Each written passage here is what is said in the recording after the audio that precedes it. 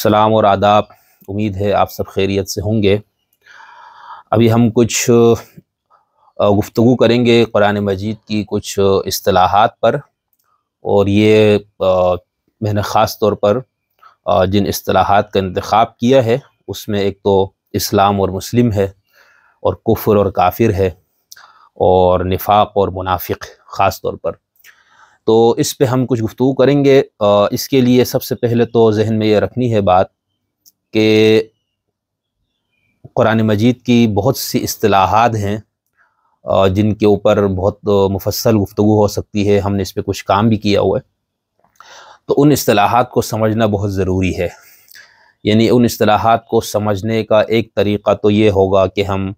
पहले अरबी ज़बान और लुग़त में उसके माने मुतय्यन करें कि उस लफ्ज़ का रूट वर्ड क्या है और उस रूट वर्ड के क्या क्या मानी है। एक तो ये हो गया।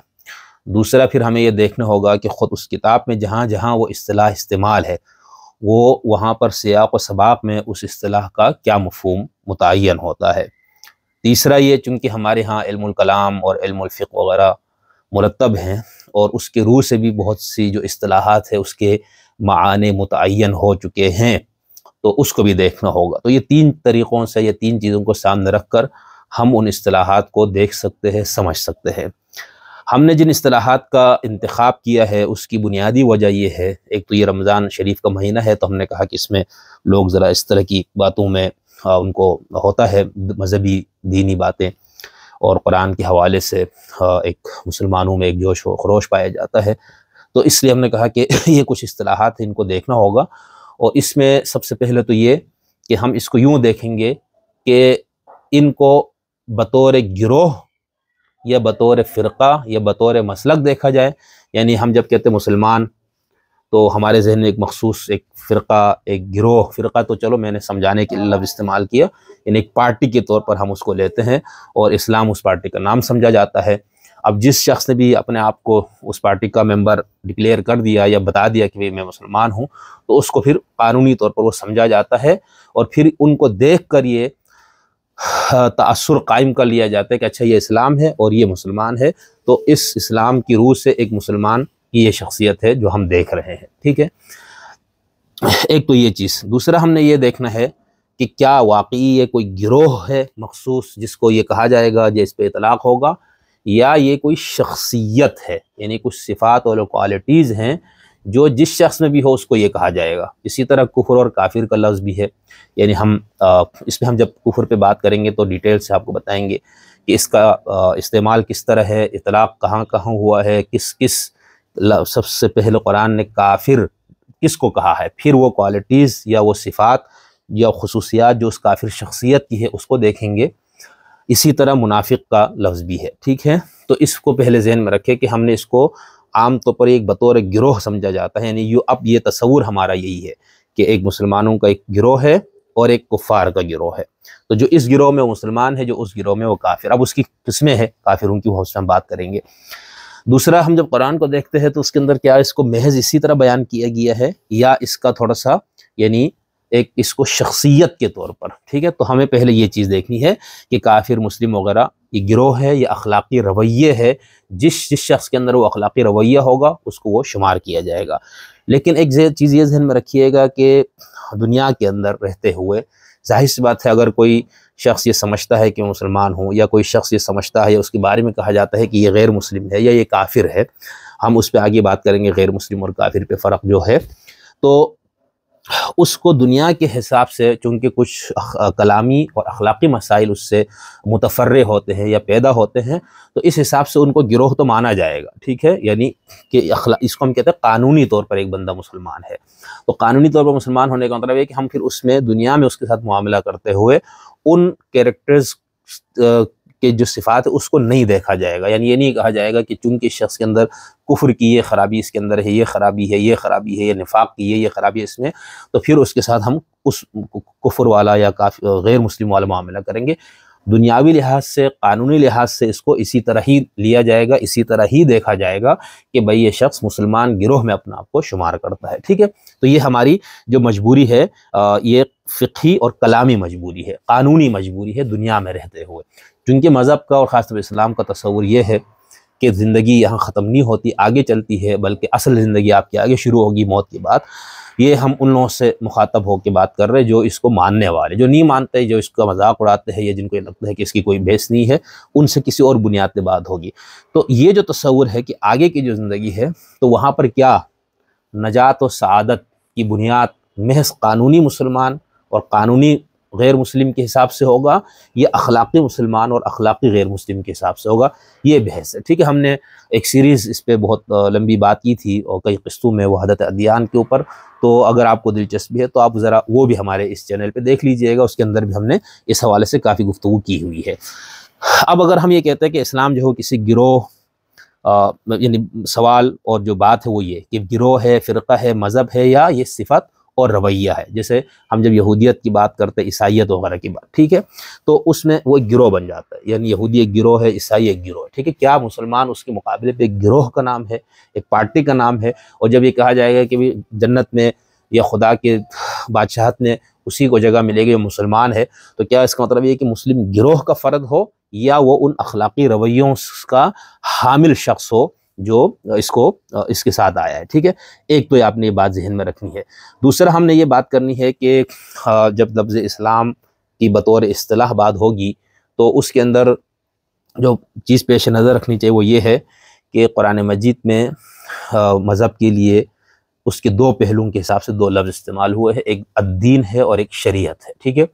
قرآن کا یہ کہنا ہے اور اس پہ ہمارے مفسرین کا بھی اس پہ وہ ہے کہ الدین جو ہے وہ ہمیشہ سے ایک رہا ہے، یعنی جو الاسلام کا جو ٹائٹل کے ساتھ ہے اس کے ساتھ جو دین ہے وہ ہمیشہ ایک رہا ہے۔ اس الدین پر عمل کرنے کے کچھ قانونی جو احکامات ہے وہ حالات، اوقات اور زمانے کے حساب سے، انبیاء کے حساب سے اس میں کچھ تبدیلی ہوئی ہے، ٹھیک ہے۔ یہ بات بھی ذہن میں رکھنا ہے کہ جب ہم دین یا اسلام کی بات کر رہے ہیں تو یہاں پر دین سے مراد یا اسلام سے مراد شریعت سمیت ہے یا صرف وہ الدین کا وہ حصہ ہے جو تمام انبیاء میں مشترک رہا ہے، ٹھیک ہے۔ قبل اس کے کہ ہم لفظ اسلام وغیرہ کی لغوی اور اس کے استعمالات پہ بات کریں، میں سب سے پہلے یہ صرف اس فرق پہ تھوڑی سی گفتگو چاہتا ہوں ہو جائے کہ دین اور شریعت اس میں کوئی فرق ہے یا نہیں۔ اس کا جو فرق کیا جاتا ہے اس کو دو آیتوں کی بنیاد پہ کیا جاتا ہے۔ مثال کے طور پر سورہ شورا ہے،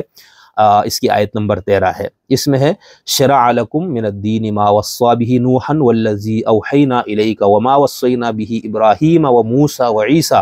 ان اقیموا الدین ولا تتفرقوا فیہ کبر علی المشرکین ما تدعوہم الیہ اللہ یجتبی الیہ من یشاء ویہدی الیہ من ینیب، ٹھیک ہے۔ تمہارے لیے وہی دین مقرر کیا جس کا نوح کو حکم دیا تھا، اور اسی راستے کی ہم نے آپ کی طرف وحی کی ہے، اور اسی کا ہم نے ابراہیم اور موسیٰ اور عیسیٰ کو حکم دیا تھا کہ اس دین پر قائم رہو اور اس میں پھوٹ نہ ڈالنا۔ جس چیز کی طرف آپ مشرکوں کو بلاتے ہیں وہ ان پر بہت بھاری گزرتا ہے یا گراں گزرتی ہے،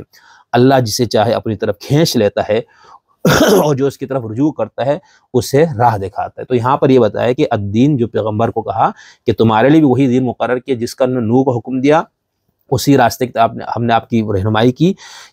جس کا ہم نے ابراہیم، موسیٰ اور عیسیٰ کو حکم دیا، ٹھیک ہے۔ یہاں پر اولو العزم انبیاء کا نام لے کر اس کا مطلب یہ ہے کہ آپ کے وہ جو دین دیا گیا الدین وہ وہی الدین ہے جو ان انبیاء کو عطا کیا گیا۔ سورہ مائدہ کی آیت نمبر 48 میں شریعت کا لفظ استعمال ہوا ہے، وَأَنزَلْنَا إِلَيْكَ الْكِتَابَ بِالْحَقِّ مُصَدِّقًا لِمَا بَيْنَ يَدَيْهِ مِنَ الْكِتَابِ وَمُهَيْمِنًا عَلَيْهِ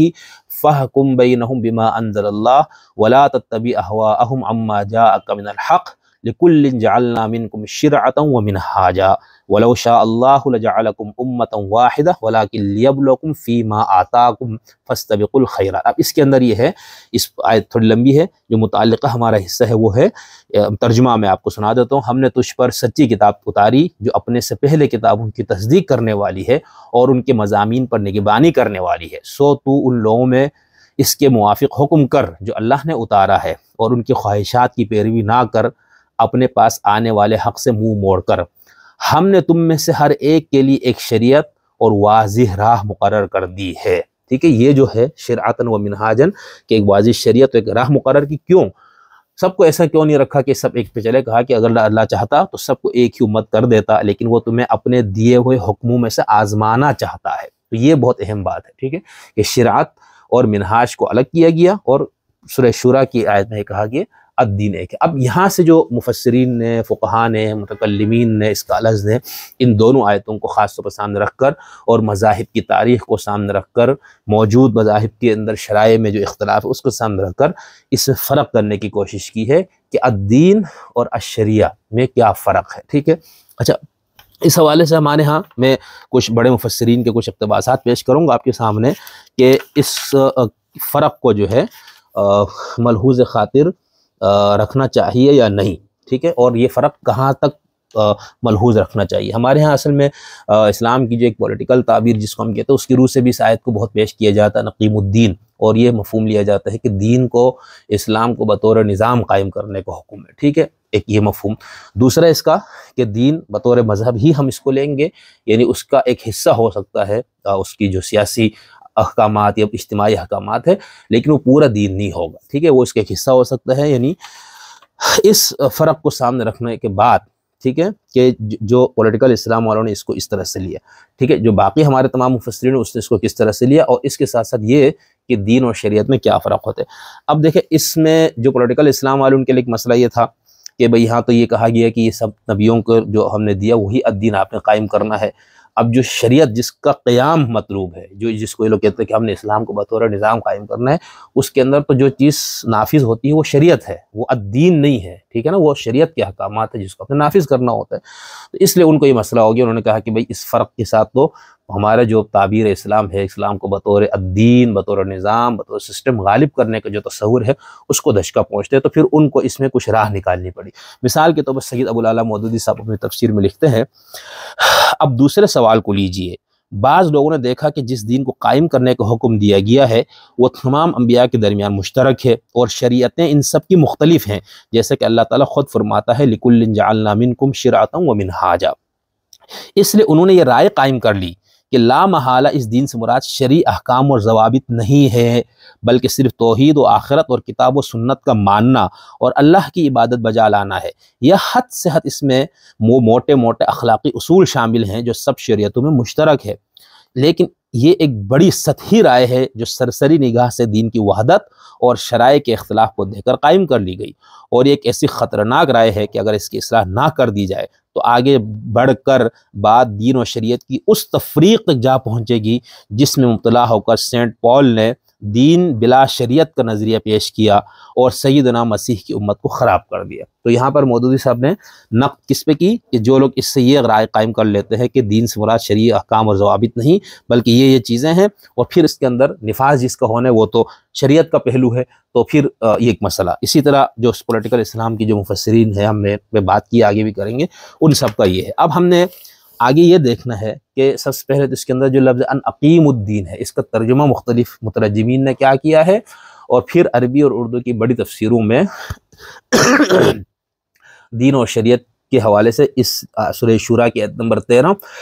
اور مائدہ کی آیت نمبر 48 کو سامنے رکھ کر ان مفسرین نے کس طرح سے فرق کیا، اس کے لیے میں کچھ شیعہ سنی مفسرین کی آراء آپ کے سامنے پیش کروں گا۔ اس کے لیے ہم اگلی ویڈیو پہ آپ سے دوبارہ ملاقات کرتے ہیں۔